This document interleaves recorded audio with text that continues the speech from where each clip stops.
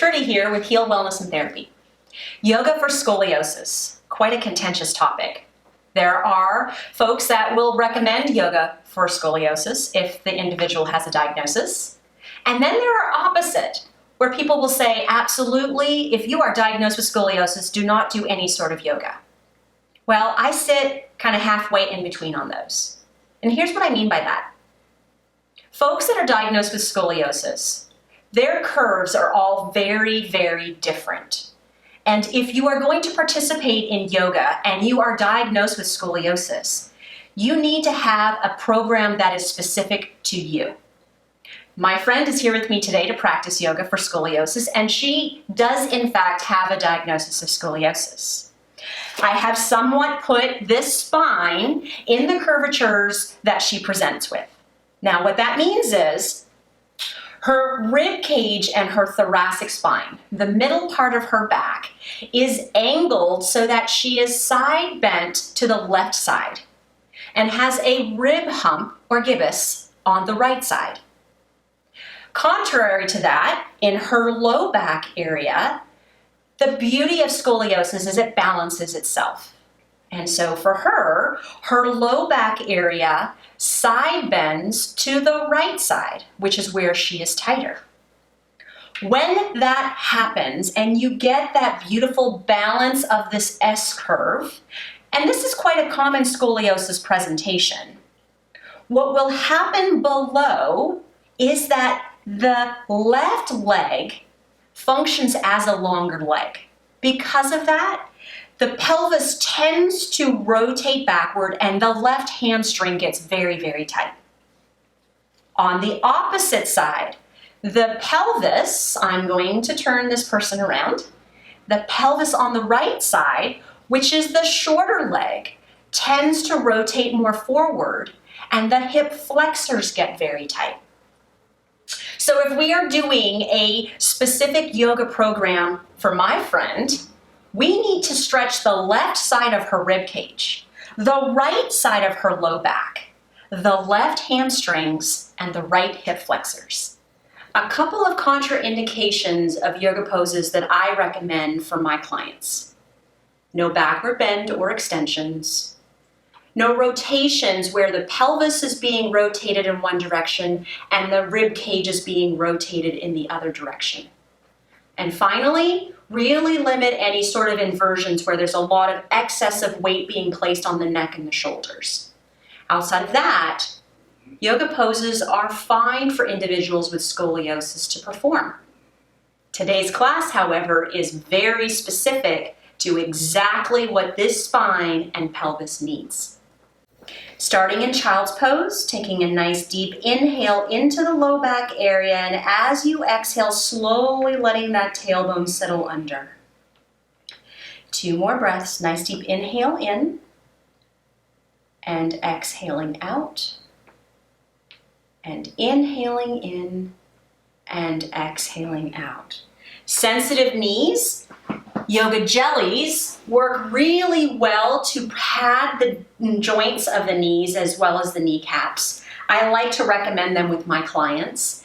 You can see the link for purchasing those in the affiliated link in the description below. As well, for today's class, we will be using a bolster, which there will also be a link for that. Now, coming up onto hands and knees, finding that alignment where knees are hip distance, feet maintain a hip distance alignment. Hands are directly underneath elbows, which are directly underneath shoulders. Neck is nice and long and chin is gently tucked as those muscles between the shoulder blades are engaged. Index fingers are forward and the thumbs are inward. Placing the bolster where we will need it for the remainder of the class at the center of the mat.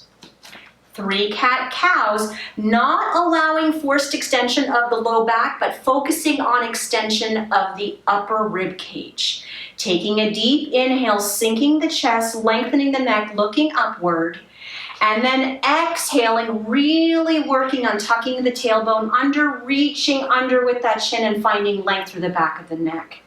2 more for me. Focus of the inhale right to where the greatest limitation of motion of the rib cage is.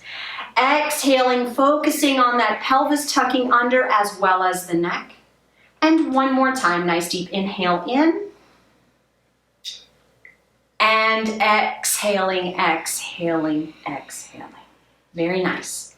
Now, finding our right pelvis on the floor at the bottom of the bolster, allowing the right rib cage to rest onto the bolster so that the shoulder is over the other side and a block can be used to support the head. In this position, really beginning to find the length through the tight left side of the rib cage by letting the rib cage lay over the bolster.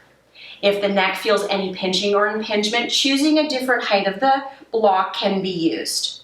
From here, the focus is on the use of the arm to lift up and lengthen over. Once we get there, we're really going to focus on opening up through the ribs. So just allowing ourselves to anchor through this left leg. Just take a nice deep inhale here. On the exhale, slowly slide your leg outward. That's nice. Allowing yourself to stay there. With the left arm now. Inhaling the arm all the way up towards the ceiling. And then as you exhale, lifting up and over the head, imagining every single little rib beginning to open and expand. In this position, focusing where my hands are, the left side of the rib cage. Deep inhale into the ribs, and then as you exhale, is there a way to find length with the arm upward and outward? 2 more breaths. Nice deep inhale into the ribs. And exhaling, relaxing. Very nice. 1 more breath. Nice deep inhale into the ribs. And then exhaling, relaxing. Left side of rib cage taken care of. Now finding the correct position to take care of the right low back. So taking the left hand, inhaling it up towards the air, exhaling it, bringing it down onto the bolster. Then using the strength of the left triceps as we inhale to push ourselves up at the same time we slide that left leg in. Now moving to get onto the bolster is a little bit of something that takes some getting used to. So allowing yourself to turn so that your pelvis is first to the back of the bolster and then turning so that the left side of the pelvis is touching the back of the bolster. And then lifting your entire pelvis and your entire leg up onto the bolster. Once you are there, it is just a decline close. So stacking the knees, stacking the hips, making sure everything is on the bolster, then slowly bending the left elbow, placing the right hand on the floor, and dropping yourself down into an inversion. With the focus now on the muscle between the rib cage and the pelvis called the quadratus lumborum. The neck is in neutral without a block, so you should not need one. If there's discomfort on the left elbow, you can use a yoga jelly or something supportive underneath the shoulder if need be. But if not, just allow the left arm to rest out in front of you. Right arm is resting on the floor. Left knee stays up and on the bolster. And now to get to this right tight low back. With the right leg, take a deep inhale and straighten the leg and kick the leg all the way out. And then as you exhale, drop the heel and the foot to the floor and allow the pelvis to stay pointing to the side and not rotate to the ceiling.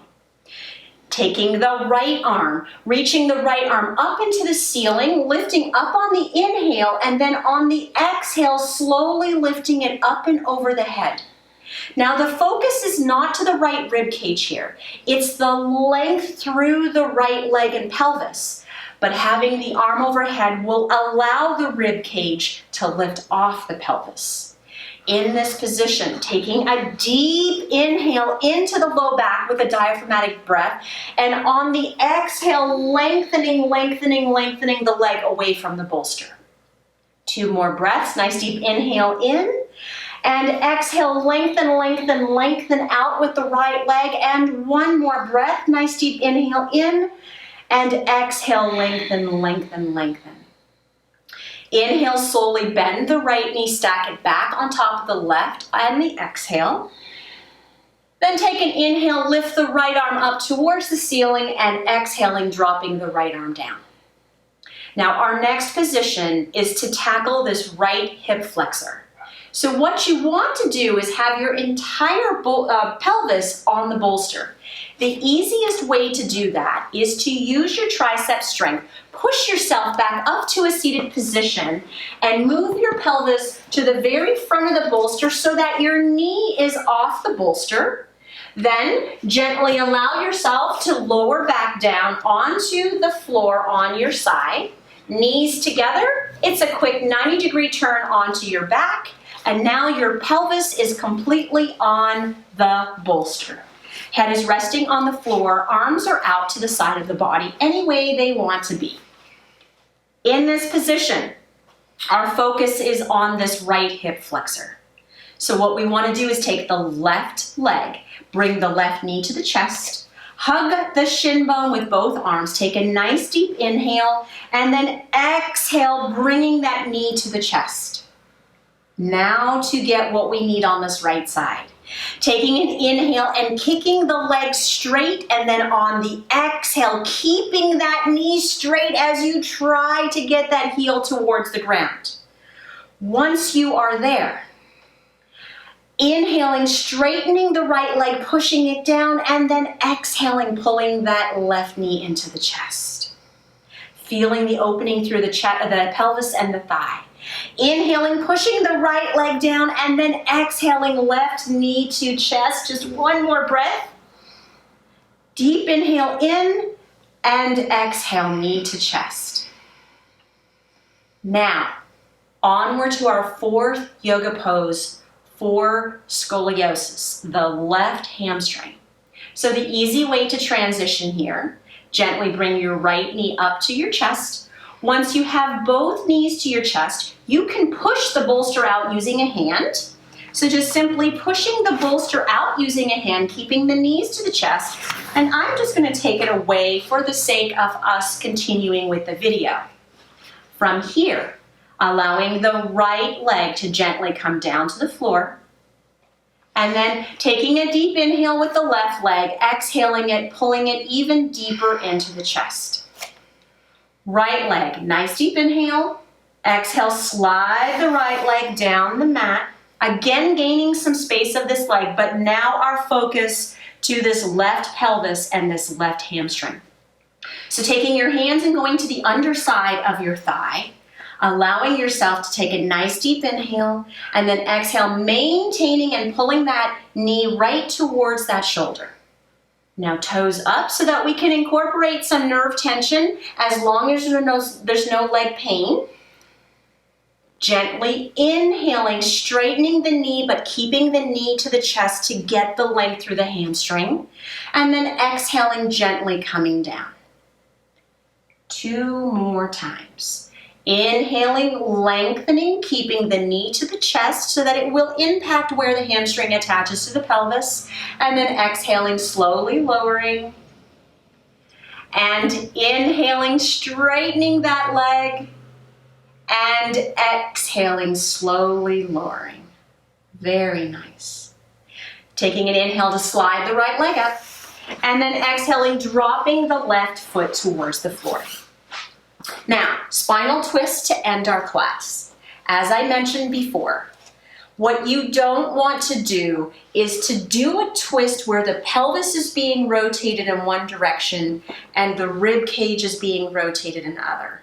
It is very dangerous for creating hypermobilities where the person might have excessive mobility already in the ribs.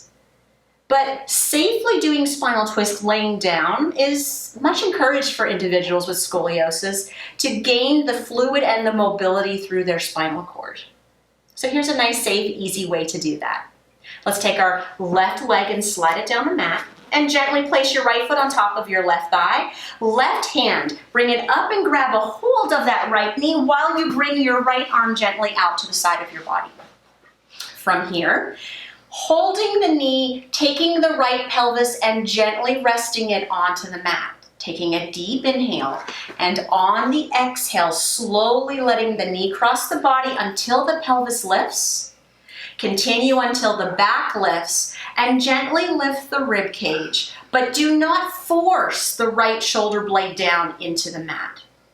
In this position, taking a nice deep inhale as you lengthen your neck and settle your chin, and slowly rotating the head to the right side to oppose the rotation of the knee to the left. Holding, steadying, softening. A nice deep inhale into the belly and exhaling. One more nice deep inhale in and exhale.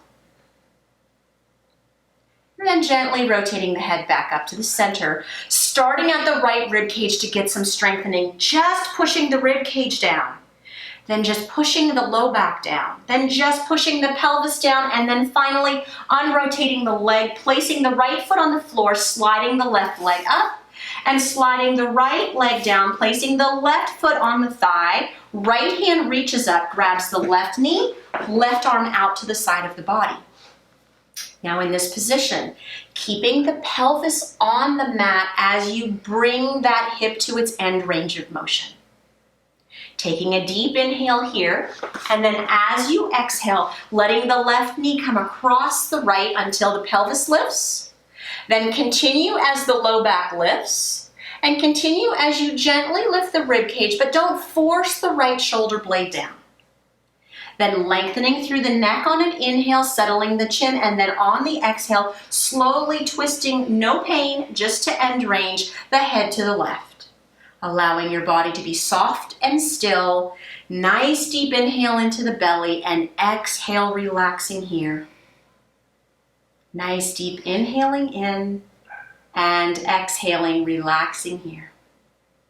Then bringing the head back to the center, starting with strengthening of the spinal muscles, so slowly dropping the left rib cage back down to the floor, followed by the low back, followed by the pelvis, and then the left knee coming up, placing the left foot on the floor, sliding the right leg up, taking one knee to the chest, followed by the other, taking a nice deep inhale in and an exhale as you slowly bring those knees to the chest one more time.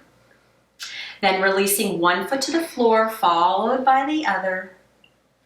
Allowing the legs to slide down to the corners of the mats, one at a time. Letting the arms rest out to the side as the shoulder blades relax, making sure the neck feels nice and long and the chin is just gently resting into the throat. Resting the tongue to the roof of the mouth and gently closing the eyes to find the body in stillness. Savasana, or our final pose of yoga. For scoliosis, a really good time to visualize opening up through the rib cage. Individuals with scoliosis, like my friend, the rib cage tends to be rotated to the right, and there's a rib hump on the right side of the rib cage. So what I encourage people to do as you're laying there is just imagine that the pressure you feel on the right side of your rib cage slowly relaxes and melts into the mat until you begin to feel the left side of the rib cage touching and relaxing equally into the mat with every breath. Three-dimensional breathing is a very positive imagery to use with individuals with restrictions through their rib cage. Allow yourself to let the left rib cage fall to the mat as the right rib cage softens and expands outward and levels itself to the mat.